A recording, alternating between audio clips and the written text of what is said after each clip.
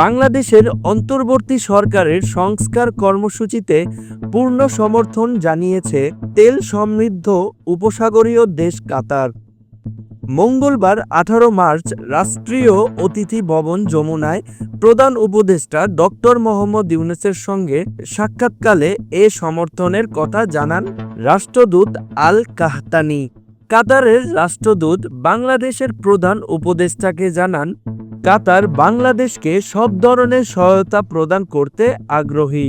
এ সময়ে প্রধান উপদেষ্টা অধ্যাপক ডক্টর ইউনূস কাতারের আমিরকে সমর্থন এবং বাংলাদেশের সংগঠিত বন্ধু হওয়ার জন্য ধন্যবাদ জানান। প্রধান উপদেষ্টা কাতারের সঙ্গে বাণিজ্য ও বিনিয়োগ সম্পর্ক আরও গভীর করার প্রয়োজনীয়তার ওপর জোর দেন। তিনি কাতারের ব্যবসায়ীদের বাংলাদেশে বিনিয়োগ এবং তাদের কারখানা দেশের বিভিন্ন অর্থনৈতিক অঞ্চলে স্থানান্তরের জন্য আমন্ত্রণ জানান। তিনি বলেন, বাংলাদেশ এখন ব্যবসায়ের জন্য প্রস্তুত। কাতারের ব্যবসায়ীরা বাংলাদেশের সুযোগ সুবিধা অন্বেষণ করুক। উল্লেখ করে বলেন, এপ্রিলের প্রথম দিকে ঢাকায় একটি বিনিয়োগ সম্মেলন অনুষ্ঠিত হবে।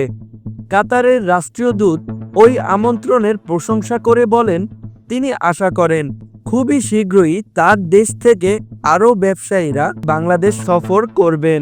অধ্যাপক ইউনূস তার সরকারের সংস্কার এজেন্ডা এবং রাজনৈতিক দলগুলোর সঙ্গে সংলাপ পরিচালনার জন্য গঠিত ঐক্যমত কমিশনের কাজ তুলে ধরেন।